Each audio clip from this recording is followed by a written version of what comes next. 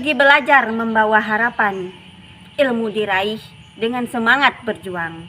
7 kebiasaan jadi pedoman, membentuk generasi cerdas dan gemilang. Assalamualaikum warahmatullahi wabarakatuh. Perkenalkan, nama saya Santri, guru kelas 4 SD Negeri 001 Kelarik Air Mali. Di sebuah desa sederhana bernama Kelarik Air Mali, berdiri sebuah sekolah dasar yang menjadi tempat tumbuhnya harapan anak-anak pesisir. Masyarakat di desa ini mayoritas bekerja sebagai nelayan. Kehidupan mereka sangat bergantung pada hasil laut dan cuaca yang tidak selalu bersahabat. Di tengah keterbatasan itu, anak-anak tetap datang ke sekolah membawa mimpi dan cita-cita mereka. Namun, di balik semangat itu, terdapat berbagai tantangan yang harus dihadapi setiap hari. Setiap pagi sebelum matahari semakin tinggi, saya memulai perjalanan menuju sekolah dengan melewati jalan antar desa dan jalan desa yang rusak serta berlubang. Membelah hamparan rawa yang luas, jalur yang saya lalui jauh dari kata nyaman. Saat musim hujan tiba dan saat sungai pasang pagi, genangan air menutupi lubang-lubang jalan sehingga setiap langkah harus dilakukan dengan penuh kehati-hatian. Namun, kondisi tersebut tidak pernah menjadi alasan untuk berhenti menjalankan tugas sebagai pendidik. Bagi saya, menjadi guru bukan sekedar profesi, melainkan panggilan hati. Setiap tantangan yang dihadapi selama perjalanan menjadi bagian dari pengabdian untuk memastikan tidak ada anak-anak yang kehilangan kesempatan belajar. Senyum, semangat, dan harapan yang terpancar dari wajah peserta didik saat proses pembelajaran berlangsung menjadi kekuatan yang menghapus lelah sepanjang perjalanan. Namun, tantangan yang sesungguhnya bukanlah jalanan yang sempit, rusak, dan berlubang, tapi rendahnya motivasi belajar serta dukungan orang tua terhadap pendidikan. Sebagai guru, saya melihat langsung kondisi peserta didik setiap hari. Sebagian siswa datang terlambat ke sekolah. Setelah dilakukan pengamatan dan komunikasi dengan siswa serta orang tua, ternyata keterlambatan ini disebabkan oleh beberapa faktor. Sebagian dari anak tidur terlalu larut malam karena pengaruh penggunaan gadget. Selain itu, jarak rumah menuju sekolah juga cukup jauh bagi sebagian siswa. Perjalanan yang melakukan waktu cukup lama membuat mereka sering datang tidak tepat waktu. Permasalahan lain yang saya temukan adalah kebiasaan siswa yang sering jajan sembarangan. Berdasarkan catatan kesehatan UKS sekolah, cukup banyak siswa mengalami sakit perut dan gangguan kesehatan ringan akibat pola makan yang kurang sehat. Kondisi tersebut berdampak pada semangat belajar siswa. Di dalam kelas, beberapa siswa terlihat mudah lelah, kurang fokus, dan kurang antusias mengikuti pembelajaran. Saya selalu berupaya menumbuhkan motivasi belajar siswa di wilayah pesisir ini melalui 7 kebiasaan anak Indonesia hebat. Saya mulai berpikir bahwa anak-anak membutuhkan pendampingan yang lebih dekat dan berkelanjutan. Mereka perlu dibimbing agar memiliki pola hidup yang sehat, disiplin, dan semangat belajar yang baik. Perubahan dimulai dari kebiasaan kecil yang dilakukan secara konsisten. Setiap hari di waktu pagi, saya menyambut siswa di depan gerbang sekolah dengan senyum dan semangat.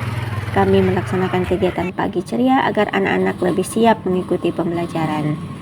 Sebelum dan sesudah belajar, siswa dibiasakan untuk berdoa bersama sebagai bentuk pembiasaan karakter religius.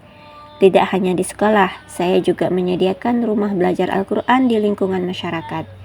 Di tempat ini, anak-anak belajar membaca Al-Quran, belajar disiplin, dan mengisi waktu dengan kegiatan positif setelah pulang sekolah. Untuk meningkatkan semangat belajar siswa, anak-anak diperkenalkan dengan video pembelajaran, kuis interaktif, dan media digital edukatif agar mereka lebih tertarik belajar. Selain itu, kami juga rutin melaksanakan kegiatan wisata baca di perpustakaan sekolah dan mengunjungi pustaka digital.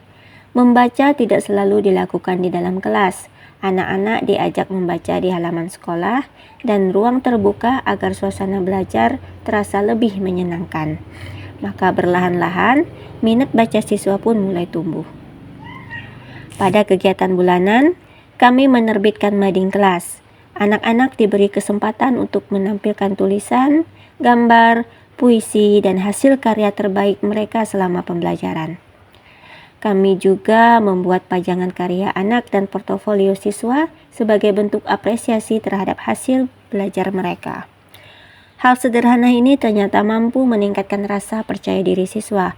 Mereka merasa dihargai dan menjadi lebih semangat untuk belajar dan berkarya.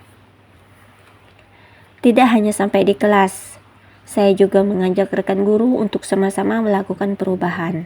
Dengan memanfaatkan kombel sekolah, saya berupaya menyamakan persepsi setiap guru dan kepala sekolah dan menyusun strategi implementasi 7 kebiasaan anak Indonesia hebat ini di sekolah. Dan perubahan ini tidak bisa dilakukan oleh sekolah saja.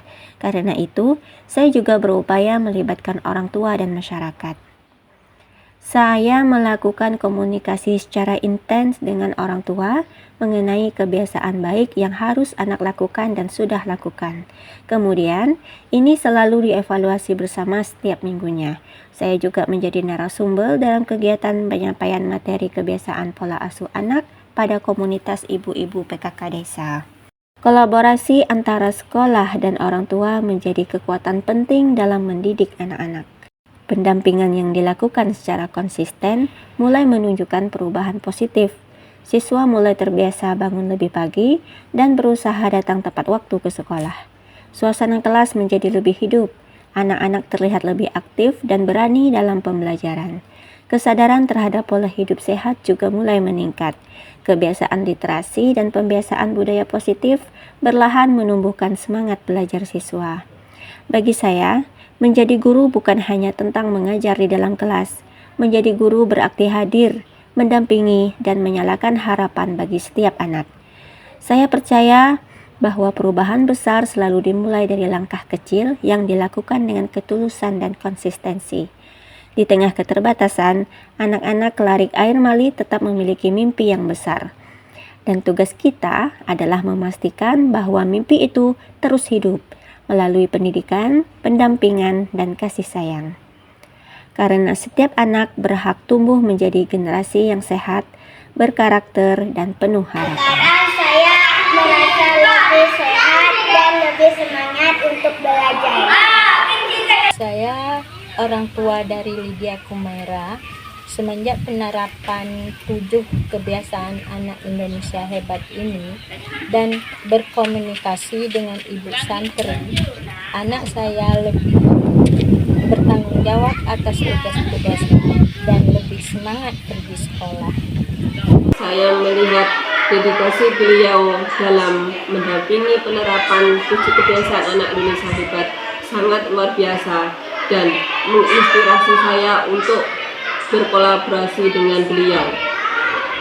Saya selaku guru sangat terinspirasi, termotivasi, dan saya melihat anak-anak sekarang sudah mulai berangkat sekolah lebih pagi, lebih bersemangat untuk belajar, dan mereka bertanggung jawab dengan tugas-tugas mereka. Sebagai kepala sekolah, program kebiasaan baik merupakan program prioritas yang selalu disanakan secara berkelanjutan. Karena saya tahu benar bahwa anak hebat tidak lahir begitu saja. Mereka tumbuh dan berkembang dari kebiasaan yang dilakukan setiap hari. Melalui program pendampingan 7 kebiasaan anak Indonesia hebat, kebiasaan baik mulai terasa. Anak-anak lebih bisa disiplin waktu, sehat, semangat, dan ceria. Hari ini kita menanam kebiasaan, esok kita menuai karakter, dan pada akhirnya kita akan menyaksikan generasi Indonesia yang hebat. Jika ada sumur di ladang, boleh kita menumpang mandi. Jika ada umur yang panjang, mari kita lanjutkan generasi hebat demi anak negeri. Semoga bermanfaat. Wassalamualaikum warahmatullahi wabarakatuh.